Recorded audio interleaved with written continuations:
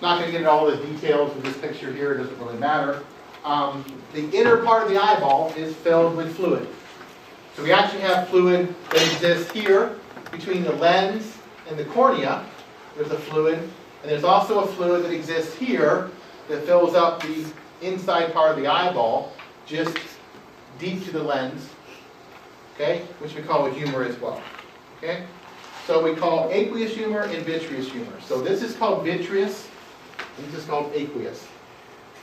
Vitreous humor is, well, you can see it today. When you cut open the eyeball, it's going to kind of come out like a big mass of jelly, clear jelly. You got to be careful when you cut in the eyeball, by the way. It's not all jelly. It might squirt up a little bit. Kind of gross, but true. So aqueous and vitreous humors are there. And basically, it serves to hold shape. I mean, it fills up that space with fluid. It provides some pressure to keep the eyeball in the general shape that it needs to be. It keeps the lens in the right position. It forces the retina to stay back so the retina doesn't detach from the back of the eyeball, which can happen and can lead to blindness. So there's functions of this fluid. So we maintain that fluid throughout our lives. The lens. The lens is actually more flexible than you would imagine it is based on what, well, you see in lab today. It's going to feel like a marble when you take it out of the eyeball. It's going to be very, very hard. You're going to think, wow, this is really hard. And it's not quite that hard in a real person. It's kind of a process of the preservation. But it is fairly hard. The best way to think about the lens is like an onion. It has many, many layers. Right? It's like an ogre. Many layers. For those that kids, you know what I'm talking about. Okay? Many, many layers. And so you can imagine layer upon layer upon layer of clear segments that make up the lens.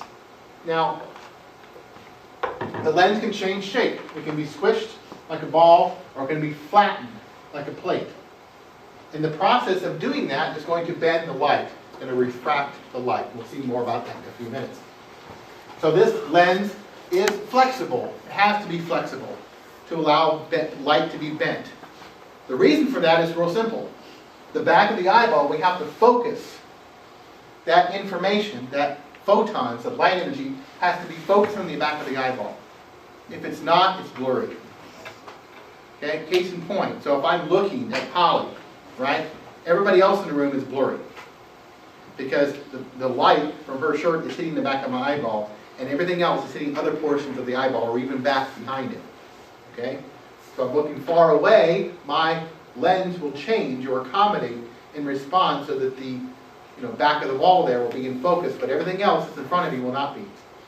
Think about a movie camera the same way, right? We have to get it in focus. You can only focus on one thing at a time in the depth, because the photons are hitting that back plate. In this case, the photons are going to hit the back of the retina. So you have to change where the light is being directed. And you change the light with the lens. But unfortunately, we add layer upon layer upon layer the older and older we get. So we have this nice flexible lens when we're young, and as we get older we're adding more and more layers to the onion, and the lens becomes very, very hard to accommodate. So what happens? We wear glasses. Okay? So every one of us will eventually have a problem with nearsightedness. We'll be able to see things close up and not far away. And it has because we can't adjust the lens. It's part of getting older.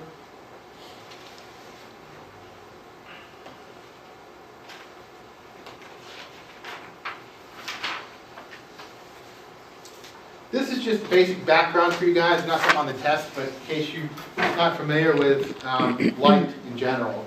So just basic physics here, just talking about light. So when you talk about light, most people think of the visible spectrum, the rainbow. Okay?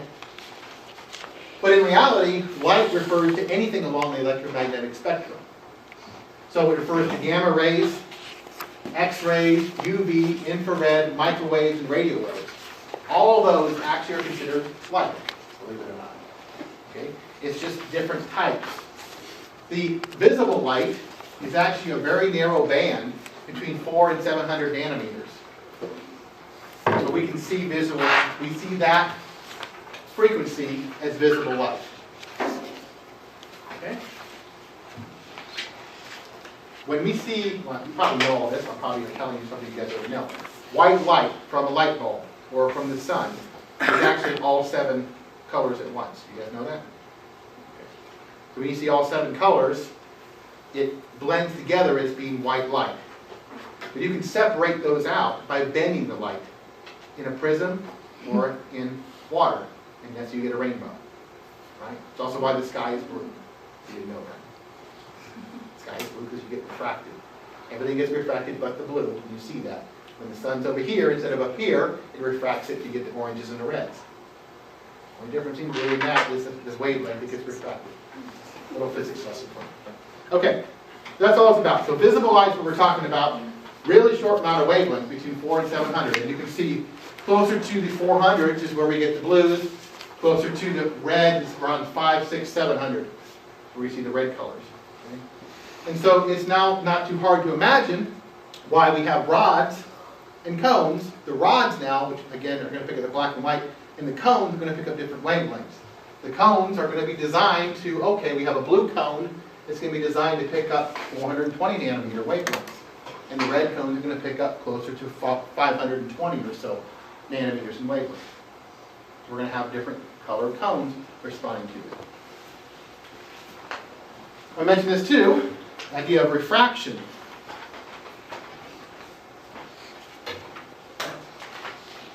A beam of light going through a flat surface will continue on the same path it goes into.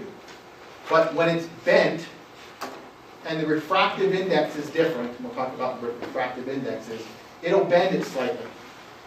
So what's a refractive index? Well, it's exactly what it implies. It's the difference in density between one thing and the other. So think about air and water.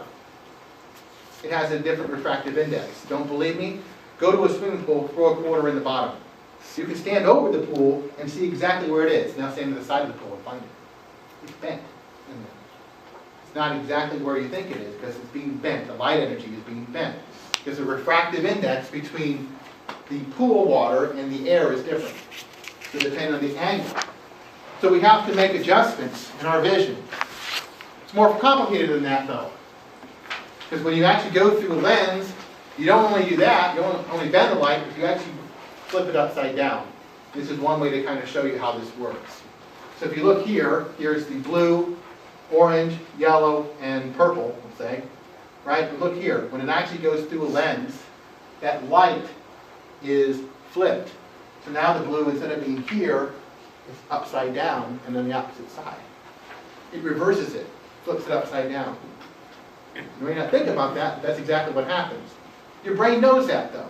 It sees the world upside down, but it corrects it because it knows the way it's supposed to be.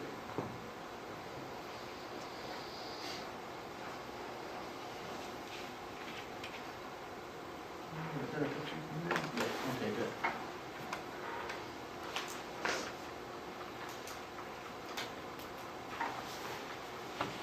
What I want to show you here, and I'll show you a different picture as well. Again, this is the back of the eye. Okay? We want the focal point to be in the back of the eye. If the focal points are back here, and this is the back of the eye, the retina, things are going to be blurry. We need the actual focal point to be back here. And so, depending on how far away the light source is, we might have to change the shape of the lens to make sure that our focal points stay in the back of the eye. And that's all we're going to with this right here, just so you can see that. So it's hard to tell this, because the picture's not very great. Okay? This right here is supposed to be flatter than this right here. This is, see, it's more roundish, more like a ball, and this is more flat. Okay? So this is talking about some light source that's far away, 20 or 30 or 40 feet away. Typically we say 20 feet or more. If it's 20 feet or more away from you, then the light energy is going to come straight in, not at an angle, and so your lens is going to be flat. Okay? That'll allow the focal point to come right here at the back of the eye, and not too far back here. Okay? If the lens was bent, then the focal point would either be here or back here, and we would have very poor visual acuity. It would appear blurry to us. When we're looking at something close up, okay, we're actually going to accommodate the lens. We're going to make the lens thicker. We're going to allow the muscles here to allow the lens to go like this and become bulkier here. And it's going to cause the bending of the light, which is going to again cause the focus to be right near the back of the retina. So literally, if I were to take this marker and you were to stand up 20 feet away and then slowly move it closer and closer and closer to me, you would see my lens would actually get thicker and thicker and thicker so I can keep it and focus the whole way. Okay? You can't really see that, but that's really what's happening. But there's more than just that happening if you think about it, right? Start off here and bring it closer and closer and closer. What's really happening? Well, my eyeballs are not just accommodating the lenses, but my eyeballs are actually following and turning, aren't they? So you actually see that as well. We call that convergence. So again, looking at something far away versus something close up, we actually will literally curve the eyeballs in or converge the eyeballs closer together. So we can actually see that object.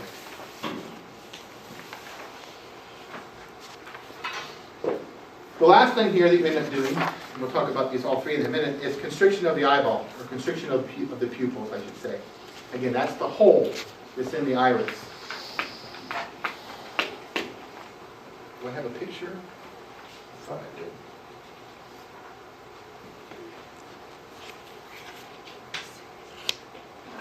Oh, I did. No, it's okay. I have it here, don't I? Oh, no, it's the first picture.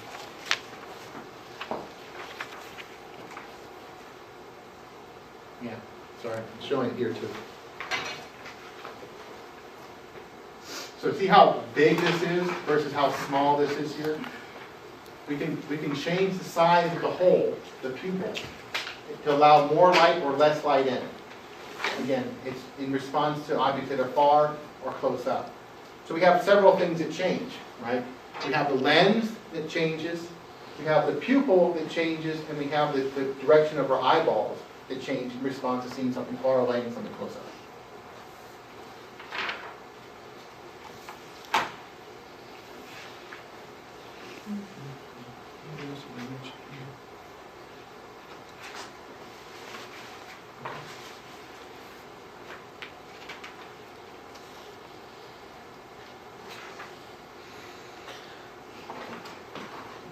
Okay, we talked about rods and cones. There's more details about that on the bottom of page 30. Again, a lot of these are things we already talked about. Some of them are a little bit new. Again, rods and cones, the difference between them, they're both photoreceptors. Rods respond to dim light, and they're involved in night vision, peripheral vision as well. They absorb all wavelengths of visible light, all of them. So we see that as just a general gray. Again, all light is white. Okay? As we reduce it, and we reduce it, and reduce it, it becomes grayer and grayer and grayer to black. So all wavelengths get picked up.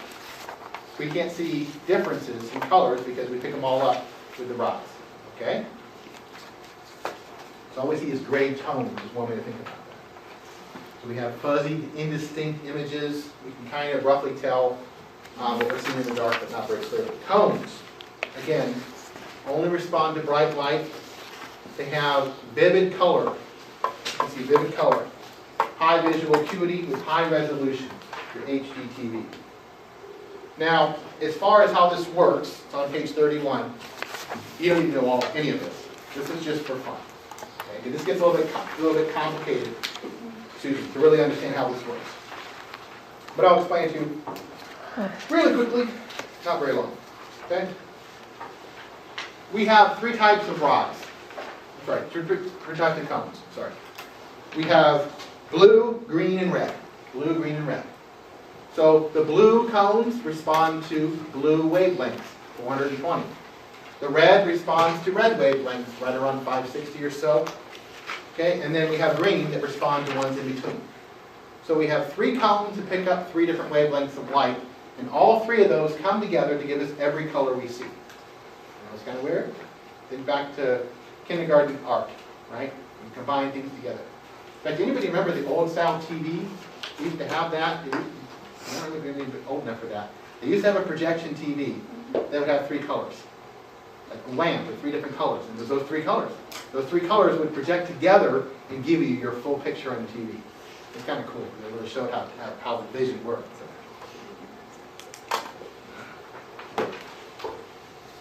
Okay, well, in the actual structure, and we're going to show it here just with the cone, or with a rod, okay?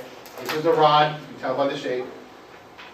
Inside that area, we're going to have these discs, and inside those discs, we're going to have a pigment, a dye, that's going to be very, very sensitive to photons of light.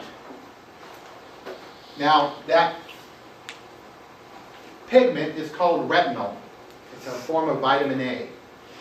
We have retinol. And it attaches to something called opsin. And so together we call this the pigment molecule. So we have retinol we get from vitamin A. You've always heard this, right? Eat your carrots. Carrots are high in vitamin A. They're good for vision. This is why we get retinol from that. Okay? So retinol associated with the pigment. In a kinked form, see how it's kind of kinked? It doesn't result in any kind of signal. It's in an inactive form. We call that cis-retinol. It's kind of kinked, the structure.